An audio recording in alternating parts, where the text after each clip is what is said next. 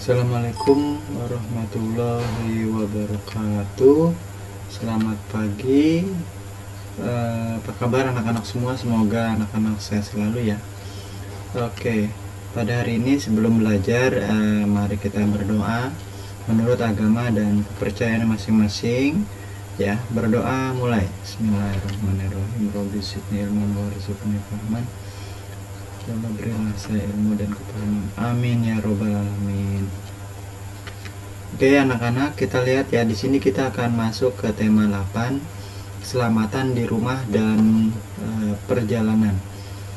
Kita akan simak powerpointnya. Kita kali ini masuk ke pembelajaran yang keempat ya. Pembelajaran yang keempat, kita coba masuk.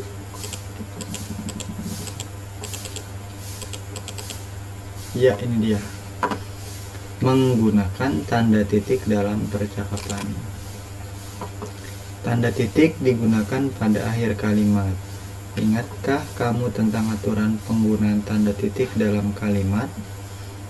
Dia, tanda titik digunakan untuk mengakhiri suatu kalimat. Jadi kalau ada kalimat akhirnya diakhiri ini ya, tanda titik ya. Kemudian di sini ada percakapan. Kita lihat sini ya. Lihat dulu sini. Nah, ini. Wah, hangat ya berada dekat api unggun. Iya, kamu benar Rudi. Selain hangat, api unggun ini terlihat indah dan sangat terang. Walaupun begitu, kita harus berhati-hati. Kita tidak boleh berada terlalu dekat dengan api. Rudi, Jonas, gitu. Kemudian pembelajaran keempat, bernyanyi diiringi alat musik ritmis. Kamu sudah mempelajari tekanan kuat dan lemah pada lagu. Selain itu, kamu juga sudah mempelajari nada panjang dan nada pendek.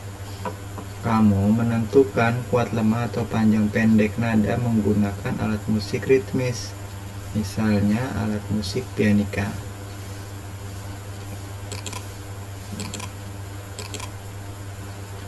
Kemudian berikutnya, menulis tanda waktu. Untuk menuliskan tanda waktu pada jam, kita perlu memperhatikan angka yang ditunjuk oleh kedua jarum jam. Nah, jarum pendek menunjukkan angka 4. Jarum panjang menunjukkan angka 12. Ditulis pukul 4.00. Baik, kita lanjutkan ke buku temanya atau kita coba powerpoint yang lainnya. Kita lihat dulu pembelajaran yang keempat. Bentar ya, ini dia, kita coba.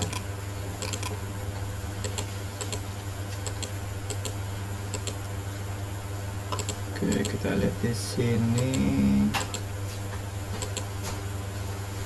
Ke sini ya. Kalian tentu masih ingat penggunaan tanda titik dalam sebuah kalimat, bukan? Tanda titik dibubuhkan di setiap akhir kalimat. Di sini ada 5 kalimat ya. Kemudian ya, kita baca di sini. 1. Hati-hatilah ketika berjalan. 2. Duri dan pecahan kaca bisa terinjak jika tidak hati-hati. 3. Kami akan berhati-hati. 4. Kami tidak bermain jauh-jauh. 5. Kami hanya bermain di sekitar rumah. Nah, di sini setiap kalimat diakhiri dengan tanda titik ya. Ada tanda titik. Baik, kita lanjutkan. Berikutnya di sini ya. Ini ada 1 sampai 5 gambar. Kemudian di sini kita disuruh membuat kalimat ya. Baik, untuk memperlancar kita memahami materi kita, yuk kita coba di sini ambil pensil kita, kemudian kita buat kalimat nomor 1. Ani bermain Ani melihat bulan.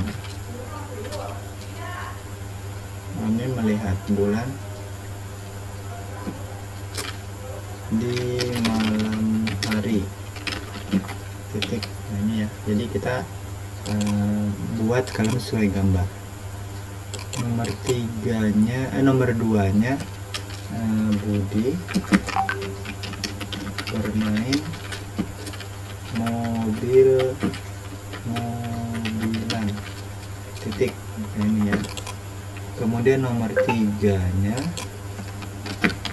Santi bermain boneka lucu, titik ya. Kemudian nomor 4-nya Ani bermain bersama adik, titik. Kalimat nomor 5 ini kelihatannya sedang merapikan mainan ya. Ya udah, nggak apa-apa, kami sedang merapikan mainan bersama adik.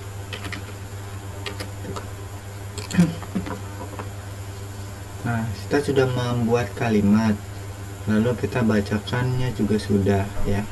Oke, kita lanjutkan materi berikutnya. Di sini tentu kalian masih ingat tekanan nada kuat dan nada lemah pada lagu. Kalian tentu juga masih ingat panjang pendek nada pada lagu, bukan?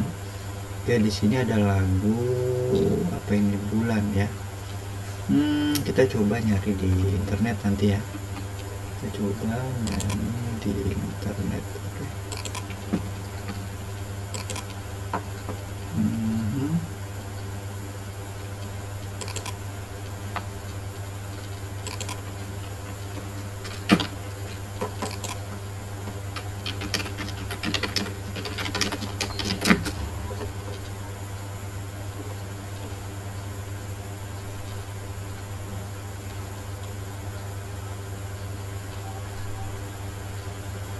Oke, kita coba di sini yang kita coba ini ya, mudah-mudahan bagus.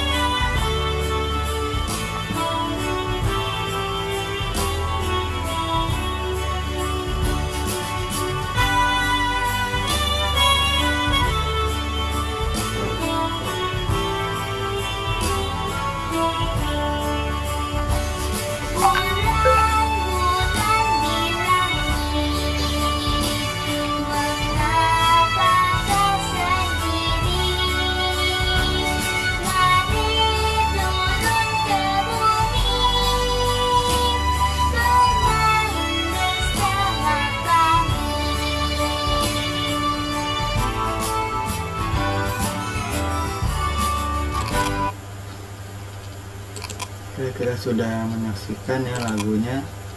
Baik, tadi sudah kita saksikan semua. Kemudian kita coba sekarang masuk ke buku temanya ya. Ke buku tema kita coba buka halaman 20 ya. Pembelajaran ketiga. Saya baca ya. Baterai jam dinding di ruang tamu sudah usang.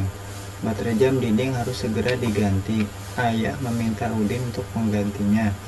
Udin bersedia untuk menggantinya. Sini ayahnya berkata, hati-hati ya nak, jangan sampai terjatuh. Kalau terjatuh bisa terluka, jam dindingnya pun bisa pecah. Kata Udin, iya ya, saya akan berhati-hati, pegang mejanya yang kuat ya ya. Oke. Apa isi percakapan Udin dan ayah? Ambil pensilnya. Isi percakapan mereka adalah Udin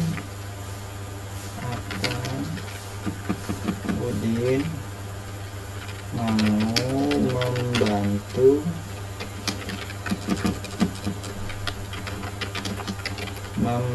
memperbaiki. Ini kurang begini ya, bentar ya, saya coba tarik sini. Perbaiki jam dinding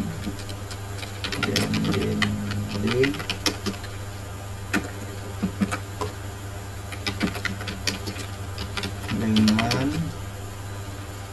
meminta tolong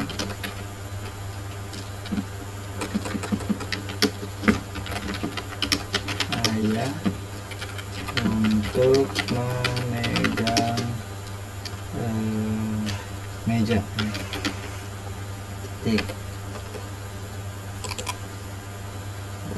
Kemudian yang berikutnya, apa pendapatmu terhadap isi percakapan mereka? Pendapatnya menurut saya Udin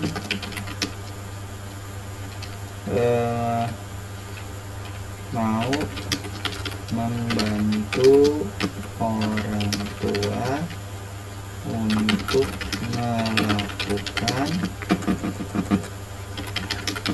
pekerjaan rumah dan meminta tolong dengan bahasa yang sopan ya, bahasa yang sopan. Ini kayaknya menurut saya seperti ini ya. Menurut Pak Guru, kamu boleh tambahkan lagi atau buat menurut kalimat kamu sendiri ya. Baik, kita lanjutkan. Ayo membaca, bacalah kalimat berikut dengan benar. 1. Kalau terjatuh bisa terluka.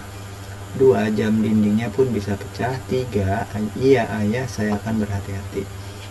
Coba perhatikan penggunaan tanda titik. Di sini ada tanda titik, ada tanda titik, ada tanda titik ya.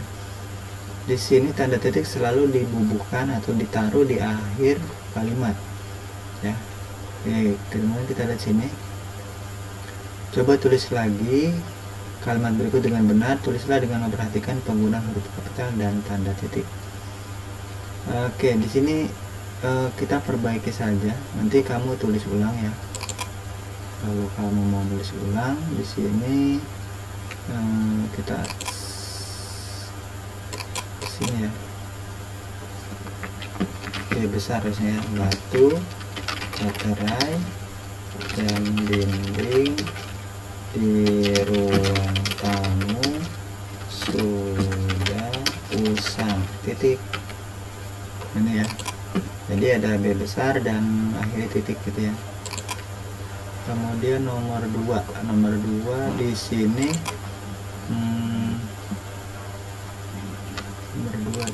ayah meminta bantuan Udin untuk menggantinya. Titik. A besar, U besar, titik ya. Kemudian nomor 3 di sini. Terus nomor 2 di sini harusnya ya. Nomor 2, oke, salah. Kita ganti di sini, kita hapus terlebih dulu. Di sini nomor 2, A besar, ayah meminta bantuan Udin untuk menggantinya, titik, lupa.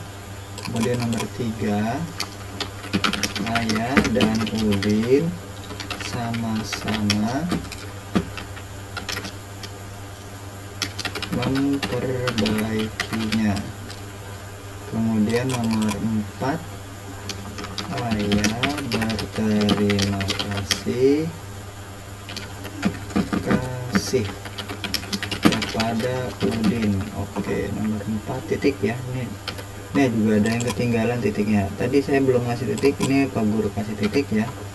Jadi diakhiri dengan tanda titik. Ini ada titiknya ya, cuman nggak kelihatan. Tapi pada dasarnya semua kalimat akhirnya diberi tanda titik. Nomor 5, ayah bersyukur kepada Tuhan, T besar ya, mempunyai anak yang patuh seperti Udin, titik. Nah, ini titik, yang lupa itu ya. Oke, ini contoh-contoh yang sudah Pak Guru berikan ya, nanti kamu tulis lagi dengan baik dan benar. Baik, di sini jam dinding mempunyai lonceng. Lonceng akan berbunyi ketika jam menunjukkan waktu tertentu ya. Jadi kita di sini ada lagu, teks lagu Lonceng Ayah diciptakan oleh A.T. Mahmud lagunya. Kita coba dengarkan.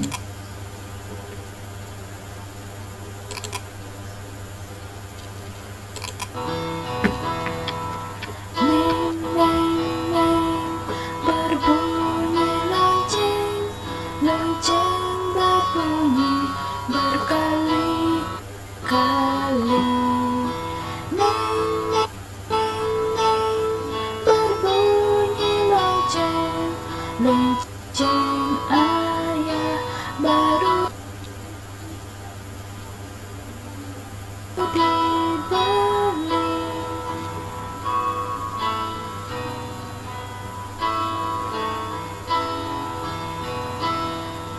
Neng, neng, neng, ku dengar lonceng, lonceng ku dengar setiap waktu.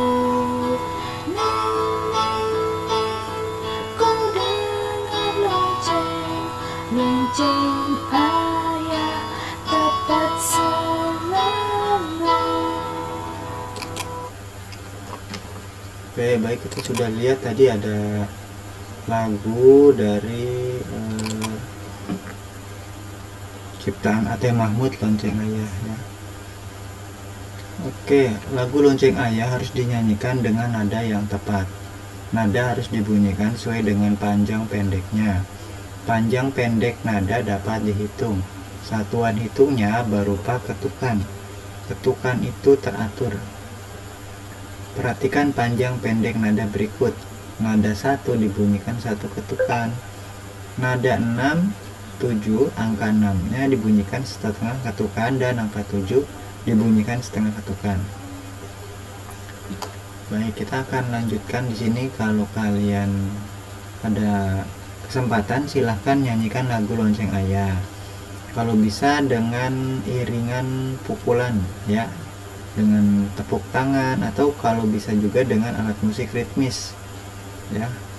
Kemudian jika tidak ada alat musiknya, kamu bisa bertepuk tangan dan bisa juga menghentakkan kaki.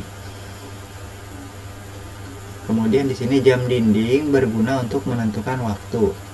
Jam dinding mempunyai jarum panjang dan jarum pendek. Tentu kamu masih ingat cara membaca jam, bukan? Oke, di sini ada jam, kita perbesar ya. Jarum pendek ini menunjukkan angka 10. Jarum panjang menunjukkan angka 12. Dibaca pukul 10. Kemudian yang berikutnya, jarum pendek menunjuk angka 8. Jarum panjang menunjuk angka 12. Maka dibaca pukul 8. Kemudian soal berikutnya, jarum pendek menunjuk angka 2. Jarum panjang menunjuk angka 12. dibaca pukul 2 gitu ya. Baik, kita lanjutkan. Nah, di sini ada jam tapi belum ada jawaban yang harus kita kerjakan ya. Nah, kamu silahkan di sini kamu bisa lihat sini, jarum pendek menunjuk angka 1, jarum panjang menunjuk angka 12, dibacanya jam 1 ya. Jadi sini kamu bisa tulis jawabannya pukul 1. Kamu pasti bisa mengerjakan soal-soal ini ya, karena soal ini adalah soal yang cukup mudah. Kamu hanya melihat pukul jarum pendeknya pukul berapa. Misalkan ini jarum pendeknya menunjuk angka 3, pukul 3 ya. Kemudian yang berikutnya ini jarum pendek menunjuk angka 6, pukul 6. Kemudian yang berikutnya jarum pendeknya menunjuk angka 9, pukul 9. Kemudian yang terakhir jarum pendek menuju angka 11, berarti pukul 11. Kamu harus belajar supaya bisa ditanya kalau jam berapa sekarang, kamu bisa lihat. Oke, untuk lebih mantapnya lagi, kata kuncinya adalah kamu lihat jarum pendeknya saja dulu ya. Jadi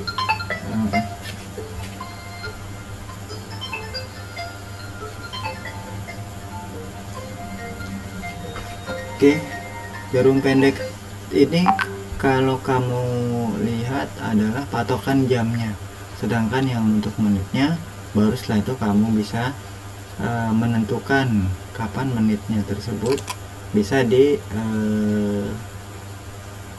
bisa dijawab dengan benar ya.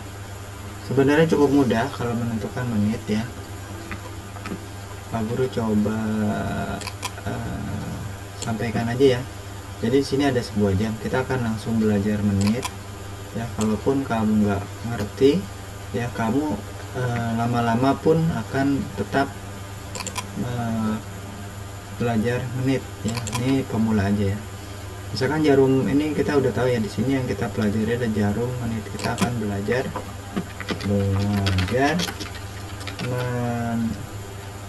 menit ya, belajar menit. Kalau jarum pendek udah jelas jam ya, jarum menitnya ini yang belum jelas. Nah, kalau kita lihat jarum panjang ini nunjuk ke 1, berarti ini 5 menit ya. Kemudian kalau jarum panjang nunjuk ke angka 2, ini berarti 10 menit ya. Kemudian kalau jarum panjang nunjuk ke angka 3, berarti 15 menit. Kemudian kalau jarum panjang nunjuk ke angka 4, maka ini berarti 20 menit ya. Kalau jarum panjang hijau ini menuju angka 5, berarti ini 25 menit ya. Kemudian kalau jarum panjang menuju angka 6 ini berarti ini 30 menit ya. Kemudian kalau menunjuk angka 7 di sini berarti 35 menit ya. Kemudian kalau menunjuk angka 8 ini berarti 40 menit ya. Kemudian kalau menunjuk angka 9 ini berarti 45 menit ya. Kalau menunjuk angka 10 ini berarti 50 menit, dan kalau menunjuk angka 11 ini berarti 55 menit. Sedangkan kalau menunjuk angka 12 ya kita tinggal sebut ini jam 9 tepat gitu ya. Jadi jam 9 tepat. Jadi kita tidak bingung. Tapi kalau misalkan saya punya jam, misalkan ini jarum yang hijaunya saya bikin warna hijau kayak ini ya, kan nunjuk ke sini nih, berarti yes, oke dulu ya. Berarti kalau misalkan ini jam 9 lebih 5 menit, jadi saya tulisnya ntar jam 9 5 menit. Kalau jarum panjang hijaunya nunjuk ke angka 2, jam 9 10 menit ya. Ini harusnya panjang banget ya, ini saya panjangin deh ya. Oke, ini saya panjangin tuh, jadi jarum panjang namanya ya. Pokoknya panjang itu menit ya. Kemudian yang ini nunjuk ke sini berarti jam 9:15 menit ya. Di sini jam 9:20 menit, jarum menitnya yang saya ini ya. Kemudian ini jam 9:25 menit, Ini jam 9 lewat 30 menit. Ini jam 9 lewat 35 menit. Jam 9 lewat 40 menit. Jam 9 40 menit. Jam 9 lewat 50 menit. Jam 9 lewat 55 menit. Dan akhirnya sekarang jam 9 tepat ya. Ini contoh aja, sebenarnya ini enggak seperti ini ya. Kalau kita ada yang bilang kalau nunjuk ke 6 ini jam setengah 10 gitu ya, nanti kita kaget itu setengah 10 itu artinya jam 9.30. Kemudian ada juga yang bilang jam 9 kurang seperempat, berarti jam 8.45. Seperempat di sini artinya 15 menit ya. Atau jam 9 seperempat, berarti jam 9 lebih 15 menit gitu ya. Itu kode-kode yang mungkin 3 hal itu ada seperempat, ada setengah ya. Atau kita lebih mudahnya dengan angka seperti ini. Ini jam berapa sekarang? Kalau angkanya menunjuk ke 9, kemudian menitnya jam 11, berarti jam 9.55 gitu ya. Dan biasanya kalau jam ini jam ya, itu lebih angkanya, kalau misalkan ini lebih dari angka 9 nunjuk, tapi sebelum angka sebelumnya ya, kan ini jauh jamnya ya.